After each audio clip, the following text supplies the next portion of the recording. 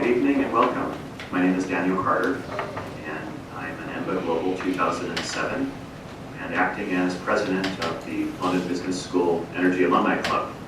I'm speaking to you from Houston, Texas, from the headquarters of Saudi Aramco's North American operations.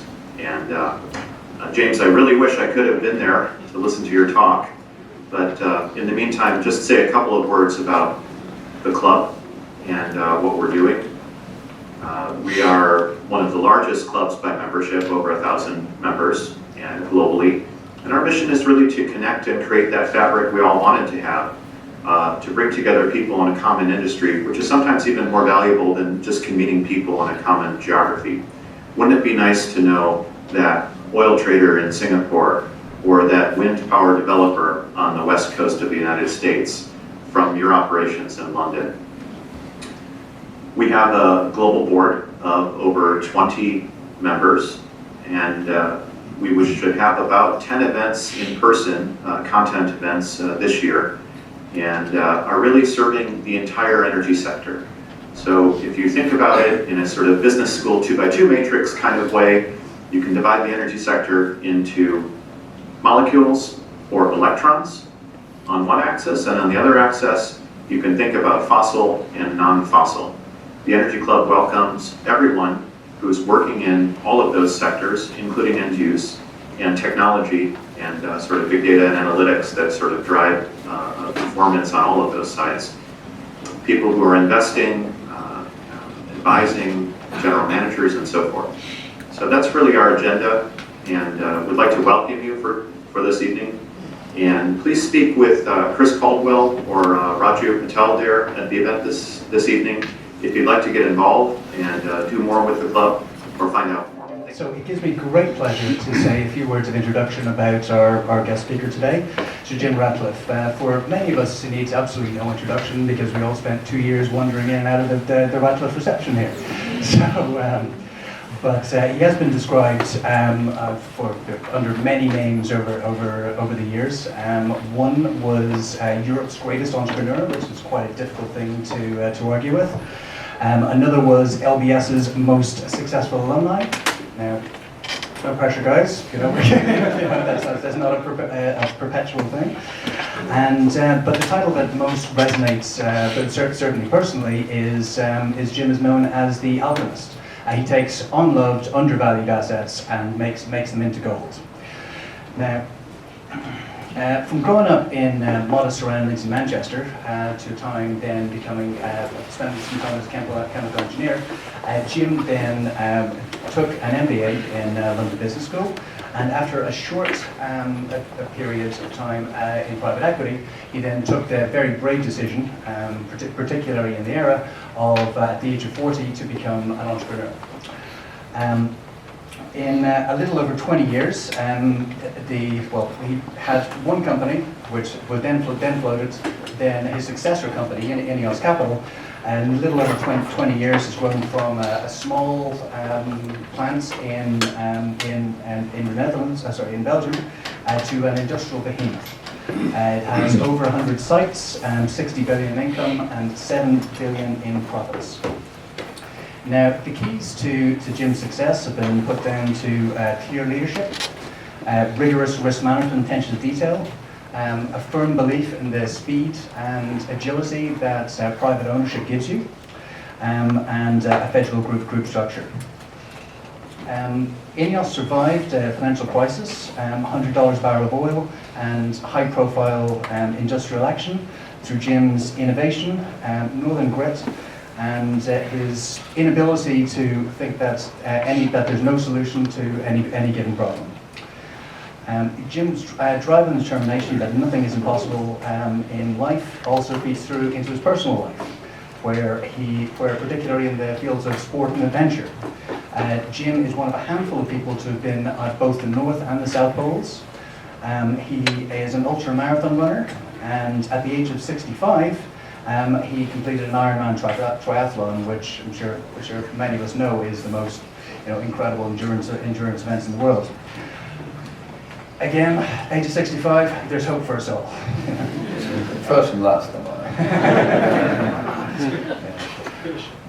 And I do mean that there's hope for us all, and that Jim is an inspirational character. And on that note, I invite you to welcome Raju Patel and Sir Jim Ratcliffe.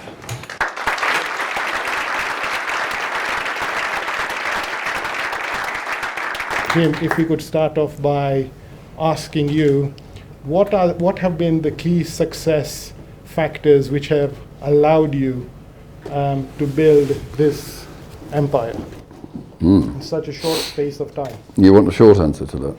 Yeah, quite difficult, isn't it, really? I mean, in our game, I suppose, we focused on buying sort of world-scale assets that have been somewhat unloved. This is historically, really. It's much more difficult to do it today. But historically, a lot of these world-scale chemical assets were unloved because they had a degree of cyclicality, and the public markets are not very comfortable with. They've got more comfortable today, actually, but certainly in the old days, 20 years ago, they were not comfortable with cyclicality and the unpredictability of cyclicality. So a lot of the major companies in the world that were in chemicals, maybe in oil and gas as well, they ditched some very nice assets because they were getting pressure from the analysts about developing a business which was more predictable. And ICI, remember ICI, that wonderful company that Tom over here, my colleague, worked for many, many years, that founded on that rather sort of fallacious bit of analysts' views of life, but we picked off some of these wonderful assets and then got focused on them, ran them well. We were not really worried about, the predictability of the business as long as we knew that we could make money at the bottom of the cycle. So as long as we pruned the costs, we were sufficiently lean and in good shape that we could feel comfortable that we'd make money at the bottom of the cycle, then we didn't worry about when the top of the cycle was going to be or how much money we were going to make at the top of the cycle, because you're going to make lots. Yeah. So that's one of the sort of key criteria for INEOS in the early days anyway. Yeah. And what do you think gave you that confidence when you say to pick these assets off? Well, I suppose it was my roots had been in manufacturing, in chemicals. I'd spent 5 years in venture capital, so sort of thinking about how you could create value. And if you can buy world-class assets at 30 cents on the dollar, which is what we were buying them at if you go back 20 years ago. So, something that cost $1 billion to build, we'd pay $300 million for it. Then, if you're making a 20% return on a business which cost $1 billion, then that's obviously a very high return on something we've only paid $300 for. And if you can also, if you can reduce the costs of running it, fixed costs, which is in our view, a deliverable. So when we acquired the BP business, the fixed costs were $2.6 billion, I think. And we were sort of fairly comfortable that we could knock 25% off the fixed costs. So, immediately that that's $500 million of bottom line that's manageable. It's in your control. You said you were fairly comfortable that you could knock that off. Yeah, with all the business. I don't pick out BP, all the businesses. Yeah. We'd always take 25% Where does that surety, that confidence, that.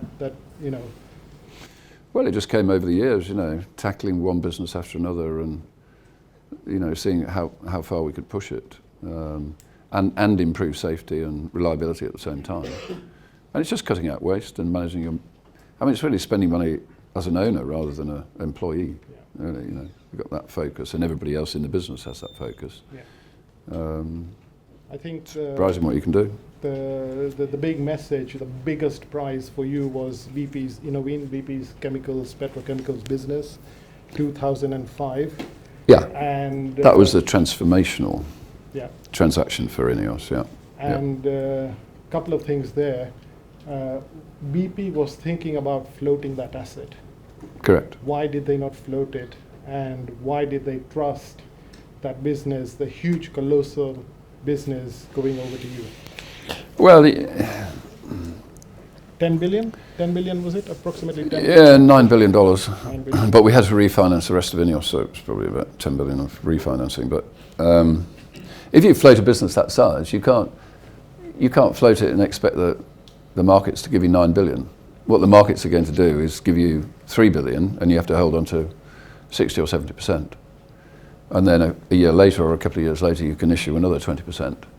Right. Yeah, and then maybe a few years after that. So there's no certainty to value if you're a BP, as it was in that case. There's no certainty to value because you know roughly what value you can probably issue the 30% for in the next 3 months.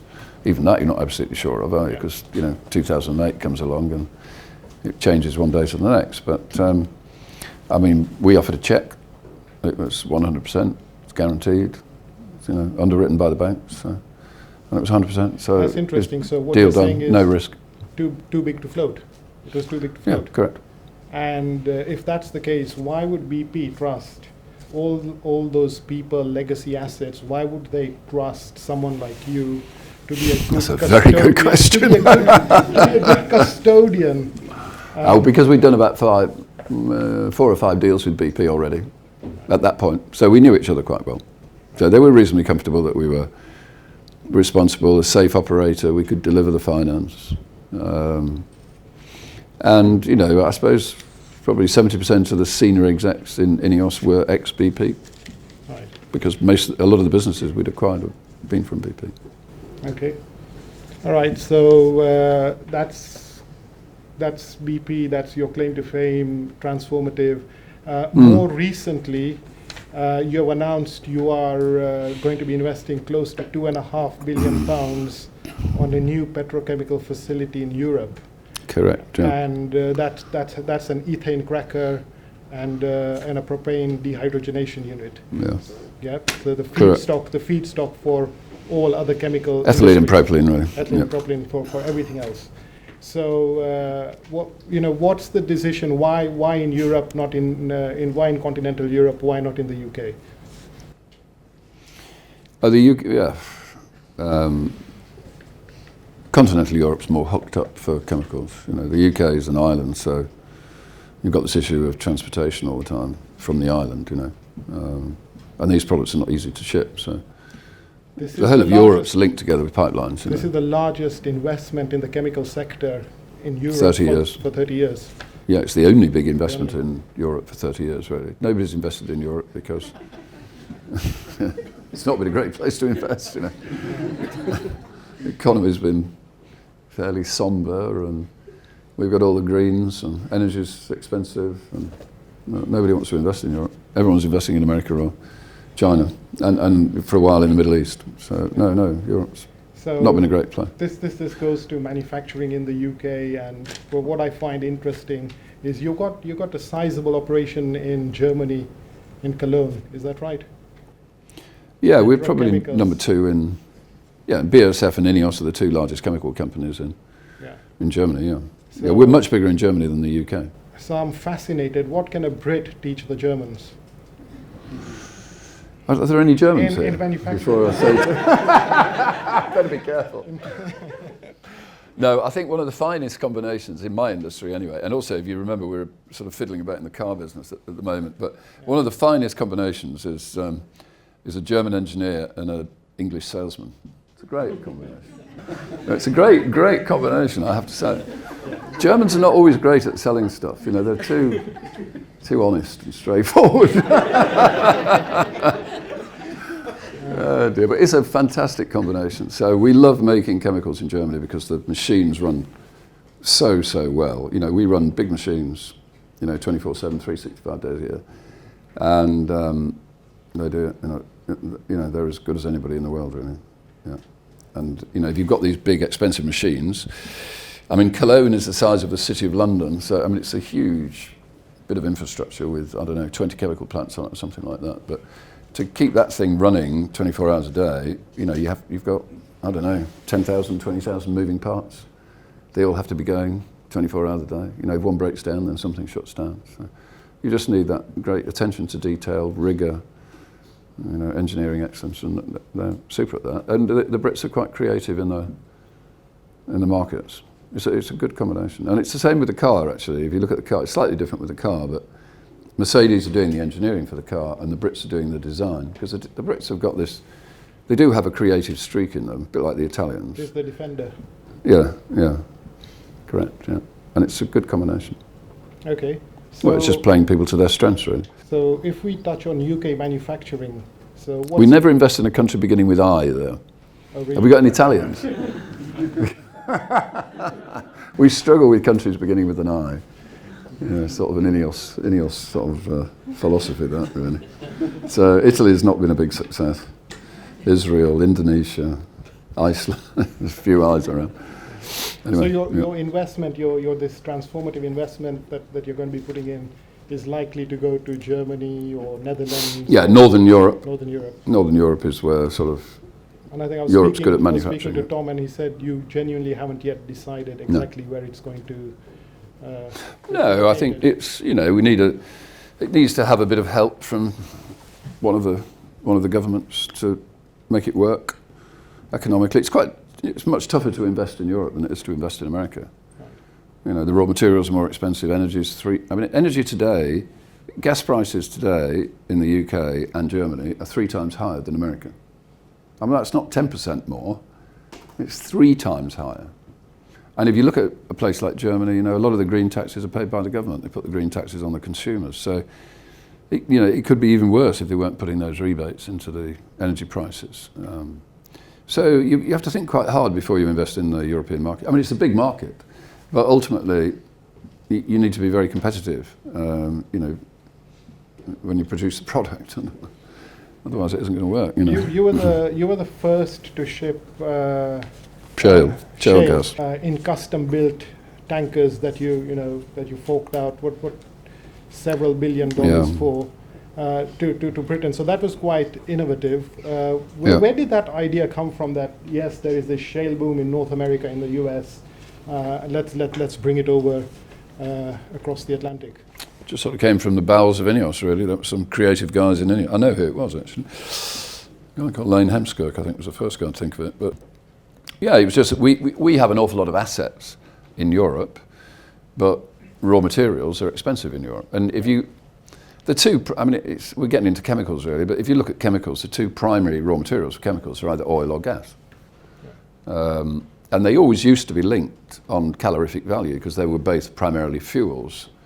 So they were sort of similar prices as a raw material, depending upon whether you're using oil or gas as your raw material in chemicals. Right. But when shale gas arrived and they produced such vast quantities of gas in America, the price of oil and the price of gas dislocated, and the price of gas became much cheaper relative to oil. Oil went up to $120, $140, and gas went down from $11 to $3 per million BTU in America. So they went in opposite directions. So they dislocated. So then in our world of chemicals, if you can produce the ethylene molecule, which is the biggest molecule in the chemical industry, you can make the ethylene molecule either through a gas cracker or a liquids cracker. A liquids cracker is oil. So you take oil, you put it through a refinery. One of the strips in a refinery is called naphtha. You can put naphtha into a cracker, and that's a liquids cracker. So you've got a gas cracker or a liquids cracker. They always used to be similar, but all of a sudden the gas crackers are way, way more competitive than a liquids cracker, because shale gas is dislocated gas from oil. So we've got all these assets in Europe, and we happen to have 2 large gas crackers, but the price of gas in Europe was very high because it was linked to oil. And there were a few gas crackers built around North Sea because there was quite a lot of gas in the North Sea. All the other crackers in Europe are liquids based. Yeah. All the ones in Germany and what have you, they come, oil into a refinery and then into the. And so we decided we'd ship the shale gas, which is a fraction of the cost of any raw material in Europe and a fraction of the oil, the liquids cost for it, across to Europe, and that underpinned all our European assets. And we had about $20 or $30 billion worth of assets in Europe. So we underpin the competitiveness of it. And that's just been fabulously successful for us because we now make lots of money in Europe, and as well as America. And it's meant that Grangemouth and your other facilities have survived. Grangemouth would never have survived, no. Yeah. It gets the feedstock from the shale, you think? Correct. Okay. Yeah. And Norway, the big cracker in Norway. Okay. And this cracker we're talking about building, the new complex in north of Europe, will be fed with shale as well. This $3 billion investment.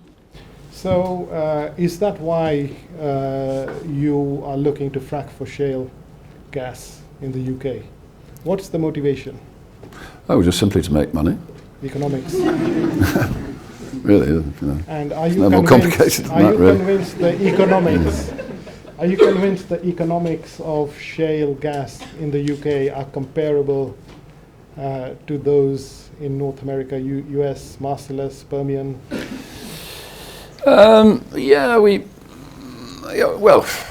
We're trying to go and we're trying to have a look, but it's quite difficult to drill the hole to have a look. You know, in the UK, we're not. They think drilling an exploratory well is racy in the UK. For some reason, I don't quite understand the mentality in the UK. I have to say, because in America they've drilled 1 million wells, production wells. That's not 10 wells or 100 wells or 1,000 wells. It's 1 million wells. So, and they've been doing it for 15 years. So, you know, they know what the issues are in terms of safety and pollution and water tables and all that sort of thing, because they've drilled 1 million. And the USA is highly, highly regulated. It's much more regulated than the UK. So, you know, it's a much tougher job making chemicals in Houston than it is making chemicals in the UK, because the authorities are much more rigorous in America than they are over here. And they've drilled 1 million wells, which is an immense amount of work over 15 years. And they do it extremely well, you know, extremely efficiently, extremely safely. I mean, it doesn't have a record of causing problems and earth tremors and all that type of stuff. But, you know, we have this anxiety in the UK. But the UK is sat on a lot of shale. And from what we can see from the seismic which we've done, you know, the characteristics of the shale in the UK are very similar to some of the shales in America, like the Barnett, you know, in Dallas, in Texas. Are you convinced that UK's energy security can be resolved with shale gas? No, all we're trying to do is drill a hole and find out if there's anything down there. That's all we're trying to do. We don't until we've drilled there's 6 or 7 wells. Right. All you do is you drill a well, take a core sample from a shale. Okay. You know, and you find out if you drill the well what the pressures are down there, and then you find out from a core sample what percentage of the shale is hydrocarbons. So why so until you find that out, you don't know. All we've got is seismic data telling us there's shale down there, and it looks similar to America. But until you've drilled a few wells to find out, we're not talking about fracking. We're talking about drilling exploratory wells. Yeah. So why is there so much opposition? Why? But that's what I started off by saying. I don't understand it. You don't. I do not. I mean, it's 1 million wells in America, in the most highly regulated country on the planet. It's not 10 wells. I mean, we've drilled 1 well in Blackpool, you know. We didn't do that very well, mind you. Made a right cock of it. So do you believe can you see the environmental... I mean, just to give you a sense of the magnitude of shale, I mean, in my view, the whole of the American economy, which is in such a fabulous place today, economically speaking, whether you like Trump or not, the economy is doing really well. A lot of that is founded since 2008 on shale.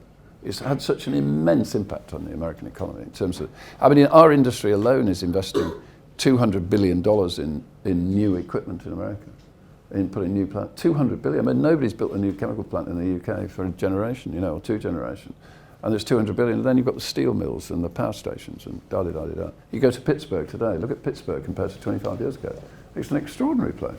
Full of new cars, new buildings, and people with smiles on their faces, you know. But I mean, it was part of the Rust Belt. It was a shocking, but it's like an old steel town, you know. But then you go up to Rotherham and Doncaster and Worksop and places like that in the north of England. It looks just like Pittsburgh did 25 years ago. But if you take just one simple example in America, there's one shale called Marcellus, which is on the east coast underneath Pittsburgh, and there's about 50 shales in America. I mean, you mentioned the Permian, but there are many, many shales in America. And in a 7 or 8 year period, in the Marcellus, they went from nothing to producing 16 to 18 BCF a day. That's billion cubic feet. So 16 to 18 in 7 years. And the UK consumption of gas is 8. So one shale produces 2 times the total UK consumption of gas in a 7 year period from a zero start. So, and you know, if you look at the prices today, $3 a million BTU gas today in America, and it's 9.28 in the UK. Okay.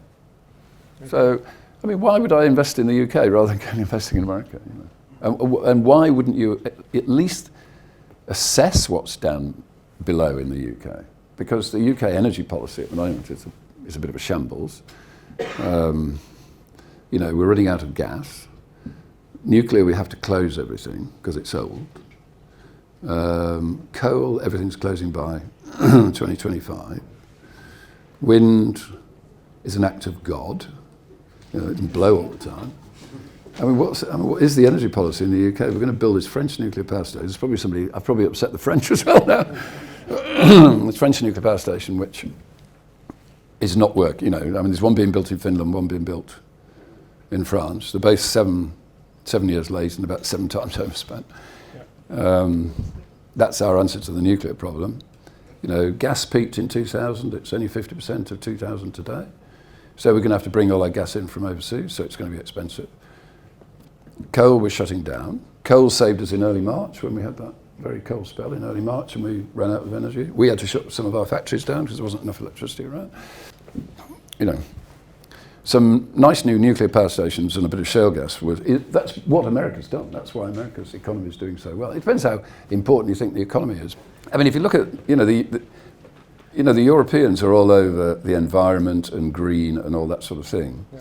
But the reality of life is they chase away all the investment and nobody's investing here. So nobody's, every time you build a new chemical plant or a new steel plant or whatever, you put new technology in and all your environmental stats improve because you put latest technology in. Nobody's put any new things in Europe for a generation. We're the first people to put new. So that hasn't worked. And then secondly, America's exported shale gas, which is, you know, one of the cleanest forms of energy. And, you know, Germany and the UK are sort of piling on with coal. So what would you like UK's energy policy to be in an ideal world? Me, what would I do? I'd have a look, see if there is shale down there. Yeah. And then you can decide on the pros and cons of whether you want to get it out of the ground. Or at least have a look and decide find out whether it's down there or not. I mean, it just seems dumb to me not to do that. Okay. So and then secondly, build some nuclear power stations, build generation 3, you know, standard nuclear technology. I mean, there are 400 nuclear power stations in the world, and there are 2 technologies, which are 95% of those. And we haven't chosen one of those. We've chosen a bit of new experimental technology, which seems pretty dumb to me, frankly. Okay. All right, so we'll watch this space on shale. We'll see what happens. Well, we've backed off a bit on shale now because it becomes a function of planning and things like that. You know. So you've also expanded from your petrochemicals roots into mainstream hydrocarbons, oil and gas, deep water. Oil and gas, yeah. And you've been acquiring all these North Sea assets from some of the majors. Correct. And these are assets which have more or less been written off in certain, you know, sectors, areas west of Shetlands. We're looking at some areas of the Norwegian continental shelf. So what? Why did we do that? Yes. Why did you do that? Well, there are 2 reasons we did that. One, when oil crashed down to $30, $40 a barrel, that's our raw material. I mean, oil or gas. It's fundamentally the raw material for petrochemicals. So petrochemicals then starts to make a lot of money. So the cost of acquisitions goes up quite a lot. Yeah. So you're no longer buying assets at 30 cents on the dollar. So then you're buying assets at 100 cents on the dollar. In which case, you might as well build a new asset, or maybe even more. You know, if you're paying 10 times EBITDA, you're probably paying 120, 130% of assets. So that's one reason. Chemical deals became expensive. The second reason is... This is to maintain the momentum of growth. Yeah. Well, otherwise we get bored, you know. Yeah. The second reason is that all the oil deals became cheap because the oil businesses, the oil and gas businesses, weren't making very much money because the price of oil had collapsed. And not only that, because the oil and gas companies weren't making much money, they were no longer acquiring. So the universe of people looking for oil and gas assets reduced considerably, which affects supply and demand in that M&A sector. Yeah. So a combination of those 2 things, less buyers and less profits, means the price of oil and gas assets and also thinking that these are declining reservoirs.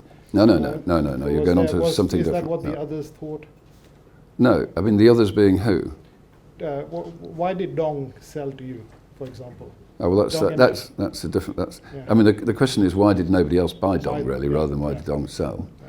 But you know, normally an oil and gas company would have bought Dong because it had some very nice assets. But all the oil and gas companies were struggling with their cash flows Okay. because oil had fallen from $120 to $30 or $40.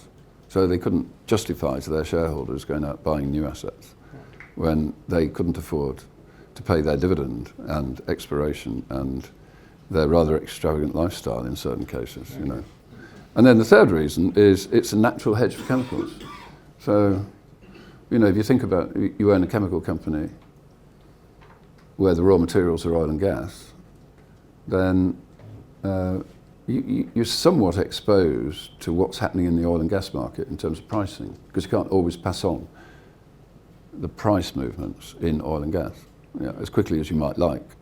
So if you're in both, it's a natural hedge, isn't it? So when oil and gas is expensive, you know, we make a bit of money in oil and gas. So you're becoming Less money in chemicals. becoming more of an integrated oil company, Just a natural hedge for us, really. more I mean, like a BP, more like a Shell. Starting off from- no. I've spent $2 billion buying oil and gas companies, and we'll make 1.3 EBITDA this year. Why wouldn't you do that? And if I bought a chemical company making 1.3, I'd have probably paid 11 or 12 billion dollars. So it's not very complicated, really. Straight economics. Yeah. Okay. Yeah. Good. At this stage, does anyone have any questions? Yeah? Robin? Jim, I don't get it. 2012, all of the gas companies in the US were screaming to have the ability to be able to export. To do what? The ability in the US to be able to export gas. They absolutely wanted to do it. But what I don't get is, given that you had these big companies trying to push, how come a quintessentially entrepreneurial company like yourself was able to be the first person to be able to export from the US when you had the big majors trying and failing? What did you do that they didn't? Well, you have to distinguish when you say gas what you mean by gas, because what we have done is we are shipping ethane. What's commonly referred to as natural gas is methane, which is just a simple energy gas. And if you want to ship LNG, liquefied natural gas, then to build a terminal, I don't know, $5 to $10 billion, something like that. It's very, very, you know, it's high capital. And you need receiving ports as well, so you've got to build one. But what we did was we built a specialised terminal to export ethane in conjunction with Sonoco, which was less expensive. That was about 700 or 800 million, I suppose. And then we built the ships to ship ethane. So what we do is we ship pure ethane across, which is the raw material for a gas cracker, turns ethane into ethylene. So nobody else was prepared to take. I mean, we probably put $2 billion of capital into building the ships and the terminals, but then probably another 7 or 8 billion of commitments in the gas contracts, because we took out 10-year gas contracts. So it was quite a big bet that we took to underpin our European assets, and it has turned out to be a very good bet. But yeah. Good. Any other questions? We have one there. Your first acquisition, how your private equity shop, I suppose. The question is, how did you convince BP to sell the assets to you? Start of the journey is that At the start of the that's the journey. interesting part for me. Like, The- how do you turn from? Because we all work somewhere, and how much probably think, oh, one day I'm going to do it my own. The first acquisition. I mean, it was just a matter of circumstances at the time. So I worked for an American private equity firm called Advent International out of Boston. And I'd done a number of deals with them, but just as, you know, as a partner there. And then I came across a deal which I really liked, which sort of fitted my criteria quite well, which I'd always been interested in. And I hopped over the fence. So Advent funded the deal. And they were quite comfortable with me hopping across and becoming the chief exec. So it worked out quite well. So I finished up with, I don't know, 15% of the equity, something like that, ultimately. But it was on an IRR ratchet. The deal was an IRR ratchet. And IRR ratchets don't like time. So we took Inspec, as it was called, public within 15 months, I think. And I paid £37 million for it. And then we made one quick acquisition in America, and then we went public for £160 million 15 months later. So the IRR ratchet over that period of time was fantastic. So I did quite well at that. Yeah. And then we just carried on afterwards. Yeah. Yeah. And that was the best deal they ever did. I think they made 11 times the money, Advent, on that deal. And it was the biggest deal at that time. It was the biggest deal they'd ever done. So everybody was happy. Okay. We have one question at the back, lady. Yeah. Yep. So with the cheapest feedstocks for chemicals in the US and the biggest growth markets in Asia, can you talk us through the rationale for your investments in Europe? Say that again. The biggest growth market in Asia. And the competitive in... competitive feedstock in the US. Yeah. I just wanted to understand the rationale for investments. Yeah, quite a few people have asked that, actually. I mean, first, bear in mind, we're probably going to spend 12 billion of capital in the next 4 or 5 years. So 3 of that's going to go in Europe. So it's not 90% of our capital. It's 25% of our capital. If it was 90% of our capital, I probably wouldn't do it. But it's 25%. 60% of our assets are in Europe. We produce probably 3 million tonnes of ethylene, and we consume 4.5 million tonnes of ethylene in Europe. So I don't have to worry about selling the product, and it's the same with propylene. And we're number 1 in Europe in petrochemicals. And I think if we get a sensible deal out of one of the governments, we're going to underpin it by bringing cheap shale gas in from America. So raw materials are expensive here, but we're going to use cheap American raw materials, and we've got the setup to be able to do that. And we're doing, we've got a pile of investments in America and a bit in China, a bit in the Middle East, all that sort of thing. So it's contrary to what anybody is doing in our industry. Occasionally that works, being a bit contrary. And I suspect this might. We'll find out in 5 years' time. Okay, good. On this side, there. Yeah. You got a mic? Oh yeah, that's good. Yeah. Hi. Yeah. So your first deal, you made loads of money. Why carry on? Why do you do it? Because I enjoy it. What do you enjoy about it? I don't know. It's like, it's a satisfaction of being successful, I suppose. It's just it's something I enjoy, Why do you enjoy anything, really, I suppose? I enjoy it. Simple as that, really. And I don't particularly want to lie on the beach. I mean, I don't have to work, but... Sure. But you haven't had to work for a long time. No. No. But I just happen to enjoy it, Yeah. Cool. Okay. Let's take that question from there.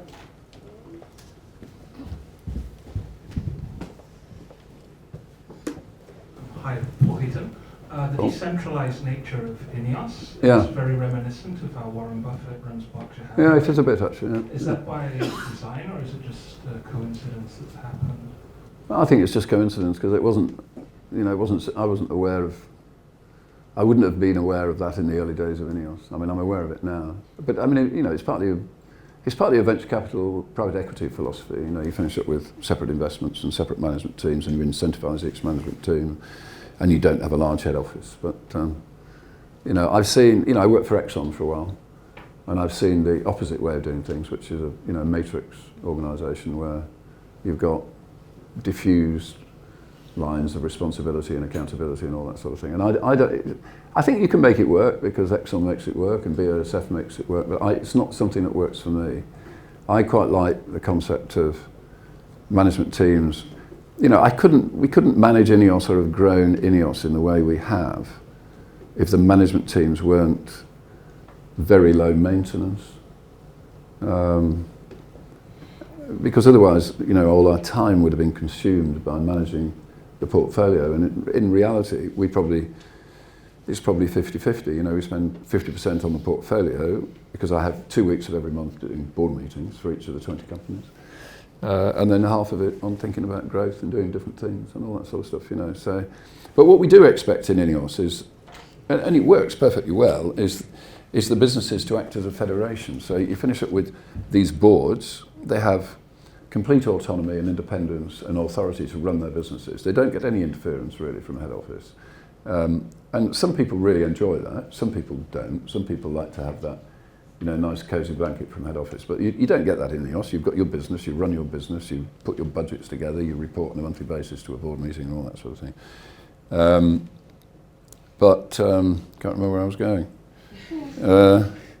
But, you know, I suppose people get sort of very focused on what they're doing and they enjoy that environment. Oh no, it was the federation, wasn't it, I was going to talk about, is what we I mean, we've got probably 2 guys in IT in head office, 2 guys in legal, 2 girls actually in HR. So the businesses have to act, you know, together. So all the IT guys will get together every so often. All the health and safety guys will get together, and they sort of, you know, they share best practice. And if one of the IT guys comes across something that's a bit more efficient or cost effective, or people can share one of the contracts, I expect people to do that, you know. So, you know, the federation has to work together to ensure that we're as competitive and as high quality as we can be, rather than a bunch of people in head office telling people what to do. And I think it's a much more satisfactory way of doing things, because there's very clear lines of accountability. You know, if something goes wrong in a business, it's very clear.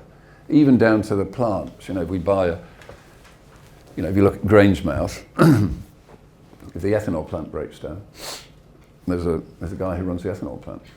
So we know who to talk to. We don't go talking to, you know, it's not somebody in head office's fault, it's the guys running the ethanol plant. But we support him as best we can. And he can talk to anybody else in the group if somebody else in the group has got some good technology or better health and safety stats, you know. So that's how we make it work. So a head office in INEOS is probably 20 people. It also means then you can make very quick decisions. I think Warren has 24, 25 in his Yeah, so we'd be almost identical really. I don't know what his sales are, but yeah, it'd be quite similar. It works quite, I mean, Tom's up there, he's run INEOS businesses. I mean, it works, doesn't it? It does. Yeah. Yeah.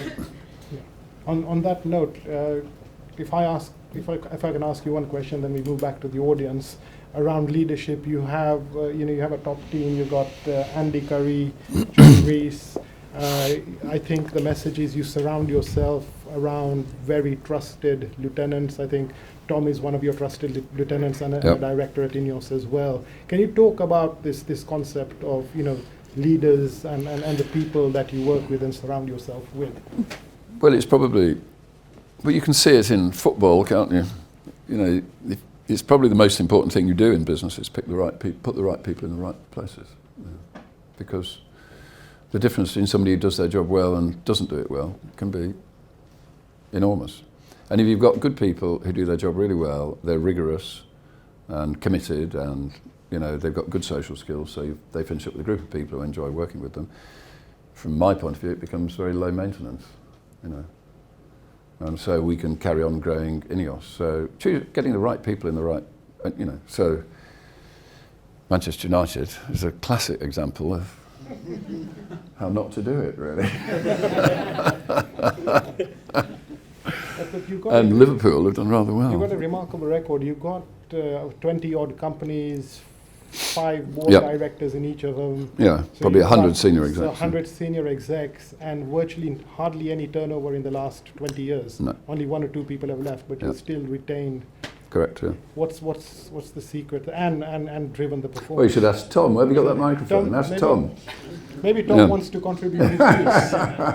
Yeah. I think the answer to that would be, and clearly the answer is loyalty, but it's two-way loyalty. I think people feel a loyalty to them from Jim and Andy and John, and that loyalty is repaid, and that's why people stay.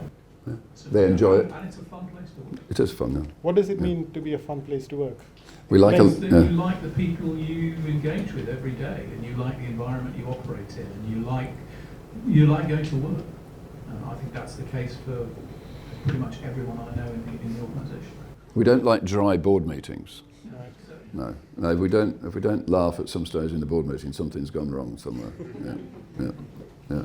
I don't want to go to board meetings which are too dry. Okay. That's to your question, really. It has to be enjoyable, you know. Yeah. Hi Jim, I Hi. was just wondering, how did LBS affect your career, and are there any skills that you picked up here that you still use today? I think it depends. It depends what place you're in when you come here, in a way, as to what you get out of it, doesn't it? You know, because if you look at my background, you collect a series of experiences which ultimately help you make.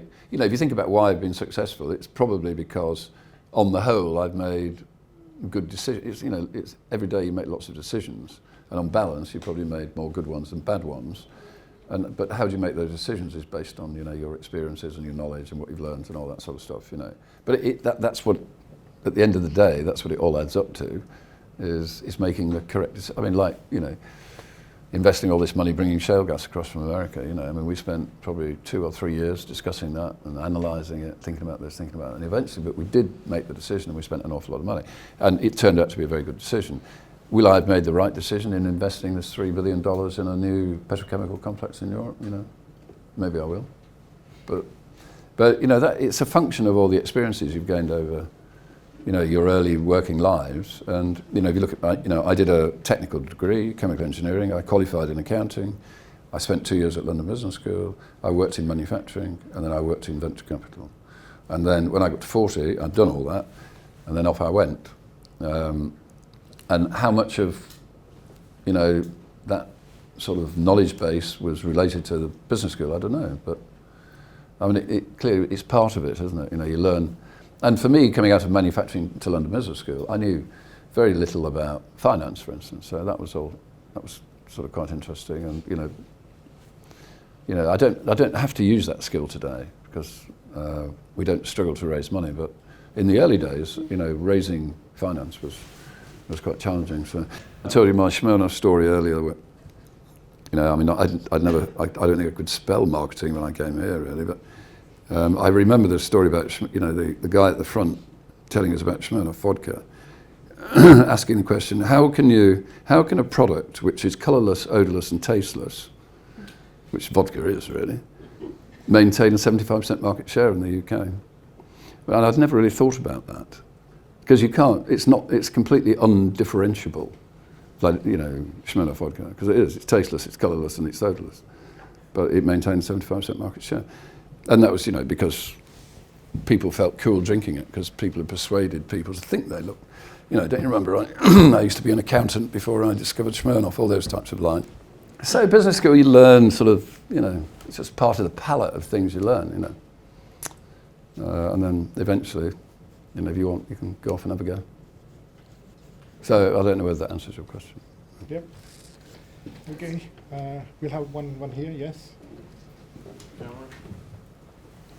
Jim, you referred to Manchester United earlier.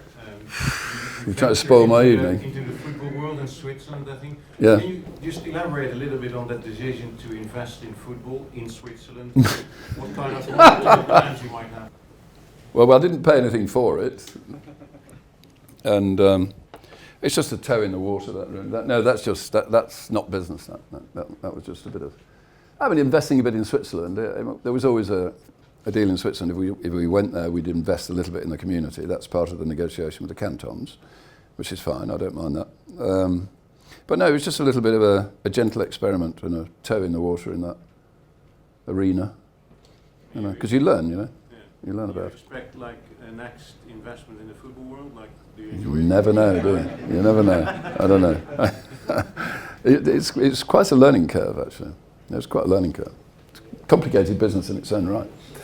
Yeah. Okay. Good. We'll take that question at the back. Yes. You? Yeah. I'm interested in your early days. You come across like a contrarian in terms of your investment strategy. I'm guessing that must have got you into trouble in the early days, and you might have made an investment, not quite sure why it failed. How did you unpick that, if there was any? And how did you ensure that your faith in your contrarian views and your contrarian way of investing wasn't diminished as a result? Well, I'm not sure we're contrarian, but we'd sort of examine, we wouldn't just take people's word for things. You'd sort of examine, that postulation or whatever, and, we might take a different view. And from time to time we did take a different view. And for instance, on a number of occasions chemicals is very cyclical. And they're all like lemmings in the chemical industry. When you get to the top of the cycle, everyone was making shed loads of money. Everybody forgets about the bad days, and then they all pile in with new capacity, and spend lots of money. And then, of course, what happens is you've got too much capacity, and so it just drops into the next trough. But of course, the best time to invest is at the trough, because then when you get to the top of the cycle, your capacity is coming on, and you make, at the top of the cycle, the prices are 5 times the level. So, I don't think we're contrary. It's just I think we like to make our own mind up about things, and occasionally we take a different view. And I've never been concerned about public markets and not public opinion, but analysts' opinion and things like that. So I'm not interested if the public markets don't like commodity chemical companies. Then that's of no interest to me. Quite the opposite, really, because it means people put them on the market. Okay, we've got time for just 2 more questions, I would say, and then Jim, unfortunately, really does need to rush off to another engagement. So yes. Yep. So Jim, you consistently reference safety as part of your turnaround plans. Why is safety important commercially, and how do you achieve it? Well, safety is important for the obvious reason that safety is important, but it does have a commercial aspect to it, which is that all the disciplines you require to be good at safety are the same as the disciplines you require to be good at reliability. And one of the key factors for success in our business is to have these huge machines running 365 days a year, not 265 days a year. So what typically happens, if you have very, very good levels of safety, you have very, very good levels of reliability. So the vast majority of chemical plants in INEOS run at a reliability of in excess of 99%. Not 97 or 98, but 99. And you can make serious amounts of money if you can run at that level of reliability for year after year after year. You've got to be really rigorous and do things properly to do that. Yeah. And safety just goes hand in glove with that. INEOS probably, I think today, I don't know, Tom, I think probably has the best safety record of any chemical company in the world today. Thank you. Yeah. Okay. Can I just ask one question before we hand it over to the audience for the last one? My question is, who are the influences in your life that have helped define who you are, your character, what you stand for? What are the early influences that made Jim? I think you get a bit of your value system from your parents, obviously. Probably where it all begins, doesn't it? And then in your early working life, you meet 1 or 2 characters that you think sort of got some good ideas. What did you get from your parents? Well, I think that's just values about, hard work and ethics and moral values and, I don't think I've ever had a day off ill, for instance, in my working life, for instance, But, those sort of nice values you get from your parents, really. And then 1 or 2 characters along the way, but I mean, I haven't really...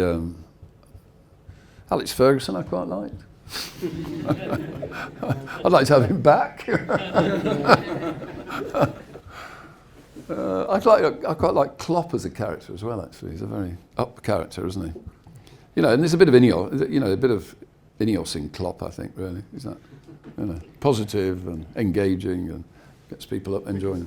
Get more out of people, The person who sets his heart on something and then goes for it with all his conviction and regardless of what opposition and challenges that He's you not. face. He's not daunted. Yeah, not daunted, No, and no. you know, with this, you know, take on the world attitude. Yeah, yeah. And where does that come from? I don't know. I don't know. No, I don't know really. Okay. All right. I mean, I think in terms of risk, you know, we've obviously, I mean, one of the things you have to do to have done what we've done is you have to take risk occasionally, but it's calculated risk. And of course, you know, that comes in a sort of, you know, there's a bit of an adventurous spirit as well, you know, so, you know, I have a bit of that in my life as well, you know, bit of the adventurous spirit. Yeah. Okay, last question. The one right at the back there. Hello. Hang on a sec. Yeah. I'll give you a mic. I got one for each hand. As I've got the final question, speaking of values, Jim, may I ask which side of the Brexit debate you're on? Oh, no, don't go there. No, I'll give you a very quick answer. I've always been in favour of the common market. I have never been in favour of the United States of Europe. Yep. So I think, you know, trading together I think is great. Having people in Brussels telling us what to do, I don't think is great. Okay. Thank you very much, Jim. I'll hand it over to Chris. Last but not least, could you all join me in a round of applause appreciation for Jim Ratcliffe?